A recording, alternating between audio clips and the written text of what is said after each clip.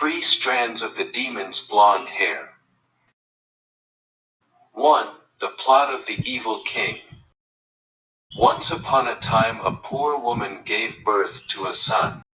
When the child was born it was seen that the tip of his head was still in a wrap, and it was prophesied that at the age of 16 he would marry the princess. At that time the king was wanting to understand the people's heart, so he moved. The king asked the villagers if there was anything strange in the village, and they said, "Recently in the village there was a boy who was born with his head still in the wrap, and it was prophesied that at the age of 16 he would marry a princess." Being cruel, hearing this, the king was very angry, and went to the house of the child's parents, and pretending to love the child, said, "Poor uncles, let me raise you." The other couple had previously refused, but then seeing the stranger giving them a lot of gold, they thought, "My son must be a good kid, and being raised again makes a career." So the couple finally agreed to give their child to a stranger. The king put the baby in a box and continued on his way. Arriving in deep water, the king threw the ark into the water. He thought, "So I freed my daughter from this reluctant bridegroom."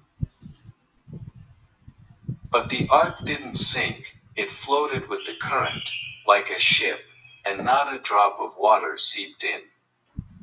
The ark went on, and it was trapped in a watermill 2 miles from the capital.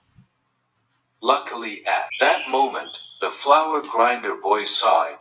He took the hook and pulled it in, glad that he would get the gold treasure, but when he opened the ark he only saw a healthy child. He carried the baby to the couple who owned the mill. The couple had no children, so they were very happy and said, "It's true that heaven loves my husband and wife." The baby grew up in the loving embrace of the mill owner. One day, it was raining heavily, and I had to go to the grinder to avoid the rain. The king asked the couple if the flour miller was their son. They replied, "Your Majesty is not. It was the kid he picked up 16 years ago. It lay in a chest that drifted with the current and got stuck at the miller's gate. The boy who helped with our housework saw it and picked it up." The king immediately thought of the good boy whom he had ordered to be thrown into the water, and said, "You gentle people, would I like to ask your son to bring a letter to the queen? Here, I reward 2 gold coins for that." Adoptive parents say, "Yes, we do as the king wishes." The son was told by his parents to prepare to deliver the mail. The king's letter to the queen read, "When you receive this letter, kill the postman immediately and bury him. This order must be executed before I return." 2. Prophecies come true. The young man took the letter and set off immediately, but along the way he got lost in the vast forest. In the flickering darkness, he saw a flickering light, and in that direction, approaching, was a small house. Entering the house, he saw an old woman sitting by the fireplace. His appearance startled the old woman and asked, "Where did you come from? Where else do you want to go?" The boy replied, "I came here from the mill. I was ordered to bring the letter to the queen. I beg to sleep here tonight, because I am lost in the woods." "Poor you," You got lost in the robber's house. They're going to kill you. Guy says,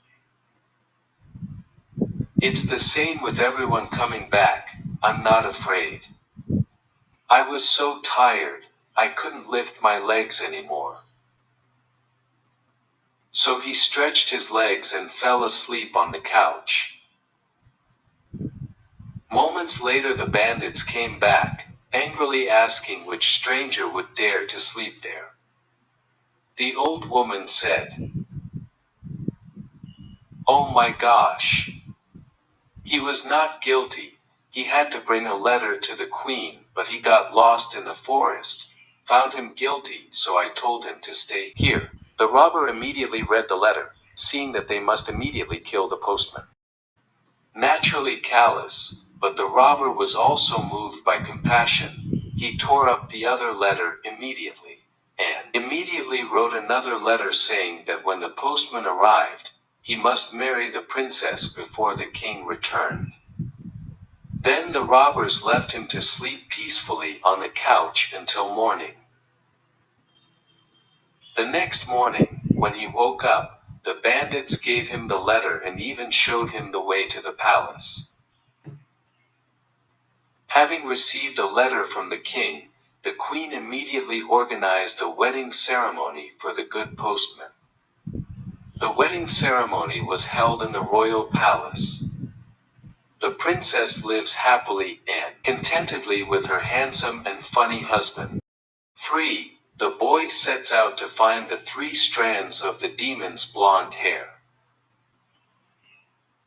After a while the king arrived at the palace, only to learn that the prophecy had come true. The marriage ceremony to the princess had been fulfilled.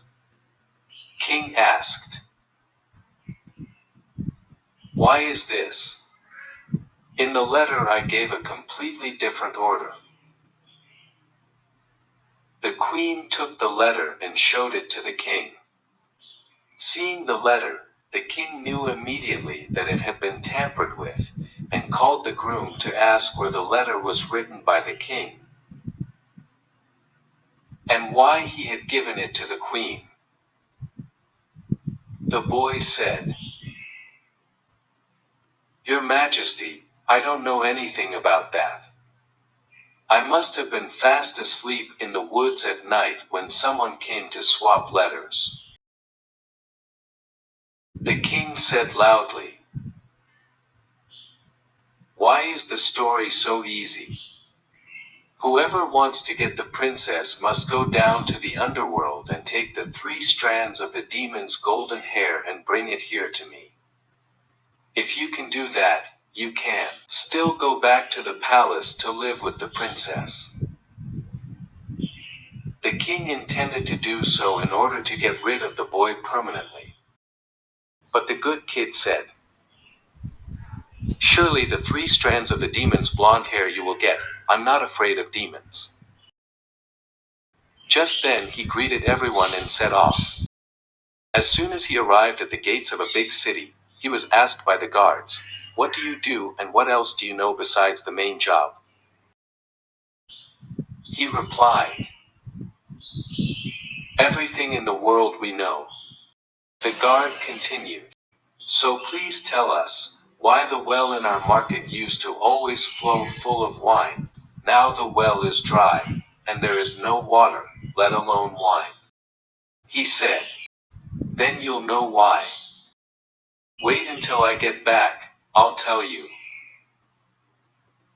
Then he set off again. Arriving at the gates of another city, the guards again asked him what he was good at and what else he knew to do besides the main job. He said again, "Everything in the world we know." The guard says, "So please tell us, why the apple tree in this city was once good, full of yellow apples, now it is bare, even a leaf is absent." He replied, "Then you'll know why. Wait until I get back, I'll tell you. He set off again. Arriving at the bank of a large river, the ferryman asked him what he did and what else he knew how to do besides it. He replied, "Everything in the world we know." The ferry driver says, "So please tell me, why I have to ferry passengers back and forth to this section of the river and no one comes to take turns?" The boy replied, "Then you'll know why. Wait until I get back, I'll tell you." Reaching the other bank of the river, he saw the way down to the underworld. The gates of the underworld were dark, smoke everywhere. The demon has no home. Only the maid was sitting in a wide armchair, her figure not looking cruel. She asked, "You want me here?" "I want to get 3 strands of the devil's blonde hair, or else I'll lose my wife." "That's cheeky. The devil came home and saw you here, and you lost your head. But, seeing that you are also lovely, I will find a way to help." She cast a spell to turn him into an ant and said, "Hide in the folds of my skirt and it'll be safe." He replied, "Yes, that's nice. But I have 3 things I want to know. One is that the well is full of wine, suddenly dry, without a drop of water. Second, why was the apple tree in that city previously green, full of yellow fruit, suddenly bare, even a leaf was absent?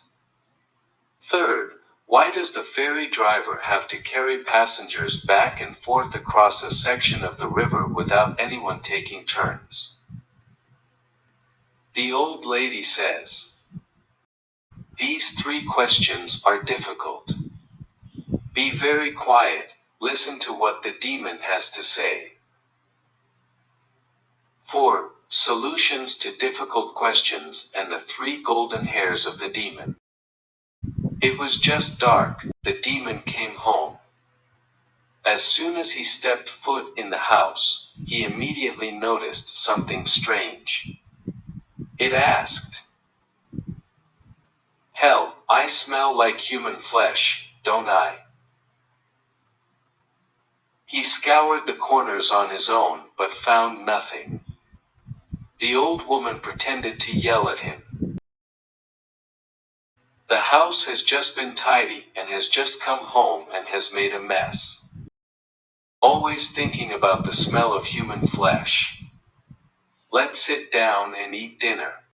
After eating, the demon felt tired. He rested his head on the old woman's pillow and told her to catch lice for him. It had only been a while since he was fast asleep, snoring loudly. It was then that the old woman pulled out a strand of its blonde hair and set it aside. Hurt, the startled demon asked, "Hey, what are you going to do?" The old woman said, "I dreamed of not healing. I was so scared that I grabbed your hair." The demon says, "What did you dream about?" "I dreamed that a well in the market was flowing full of wine, and suddenly it dried up, and not even a drop was there. Don't understand who caused it." The demon replied, "Nothing, in life if you know, it doesn't matter." At the bottom of the well there was a toad hiding in the slit of a large rock. Kill that toad and the wine flows again. The old woman again continued to catch lice for the demon, waiting for him to fall asleep, the sound of snoring vibrating the window glass. The old woman pulled out a second strand of hair. "It hurts so badly, the demon is." "Man, why does it hurt? What are you doing?" The old woman replied, "Please don't get angry. I was dreaming when I woke up. The demon asked, "What's the dream again?" "In my dream I saw in the kingdom a lush apple tree, full of golden fruit. Suddenly it withered, a bud, a leaf was also absent. So why?" "Nothing. In life, if you know, it doesn't matter. There was a rat gnawing on a tree stump. Kill that rat and the tree produces golden fruit again. If you let rats gnaw the roots like that, the tree will die completely. Hey, but don't be dreamy, let me sleep peacefully. If you wake me up again, I'll give you a tarpaulin." The old woman promised to leave it to sleep peacefully and again catch lice for it. When he slept drunk and snored, she clutched a hairpin and pulled out a third strand of blonde. It hurt so much that the demon swung his arm up and struck the old woman's ears, and the old woman sweetened it. Suffering all nightmares, know how. The demon became curious. He asked, "So what do you dream about?" "In my dreams I heard a boatman lament why he kept rowing passengers back and forth without someone coming to replace him." "Who did that?" The demon replied, "Oh my God, how stupid. If any guest wished to cross the river, he simply pressed the oars into his hands so that they could paddle, and he escaped the debt. The other would take his place as a ferryman." Now that everything was done, 3 strands of blonde hair had been plucked, 3 questions had been answered, and the old woman let the demon sleep peacefully until morning. When the demon left again and disappeared from the house, she took the ant from the folds of her dress, magically transforming it back into human form. She said, "These are the 3 blonde hairs I got for you. As for the 3 answers, you must have heard clearly when the demon spoke." He replied, "Yes, I heard what he said. I guess I haven't forgotten those things." The old woman continued, "It's as if I've helped. Now you can go do your job." He sincerely thanked the old woman for helping him overcome difficulties in his distress. He left the underworld and headed straight for home, glad in his heart that everything was going well. 5. Being gentle meets good and the price for greedy, cruel people. When he saw the ferryman again, she asked him to tell him the answer he had promised earlier. Good guy number says, "You drove me to the other shore, and then I'll tell you how you got out of the ferry." Setting foot on the other shore, he said to the ferryman the demon's answer. When someone crosses the river again, press the oar to his hand. The good guy resumed his journey, arriving at the city where there were bare trees, and the guards were also waiting for him to tell him how to solve it. He repeated to them what he had heard the demon say. "There is a rat gnawing on the roots of a tree. Kill it, then the tree produces golden apples again." The guards thanked the puppeteer, and as a reward for giving him 2 gold-heavy donkeys. When he finally arrived in the city where the well had dried up, he told the guards what the demon had said about it. At the bottom of the well there is a toad hiding behind a large stone. Having to find it to kill it, then the wine flows out as much as before. The guards thanked him and presented him with 2 donkeys loaded with gold. Going on and on, he finally got home. The wife was overjoyed that her husband's intentions in leaving were satisfied. 3 strands of the demon's golden hair, which the king said he also had in his hand, he now offered to the king.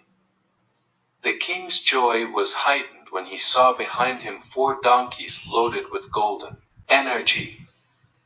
The king says, You have fulfilled the conditions I set, now you can stand shoulder to shoulder with the princess. Dear son-in-law, where did you get so much gold? Tell me. This place is truly a priceless treasure. He said, these things I took on the other side of the river. Instead of sand, they were all gold. Greedy blood arose, and the king asked, can we go there? The bridegroom replied, your majesty wants to take as much as you want. His majesty told the ferry carrier to take him to the other shore, where he could fill the large and small sacks he carried.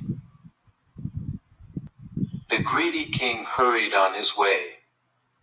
When he reached the river bank, the king beckoned the ferry driver to cross the river.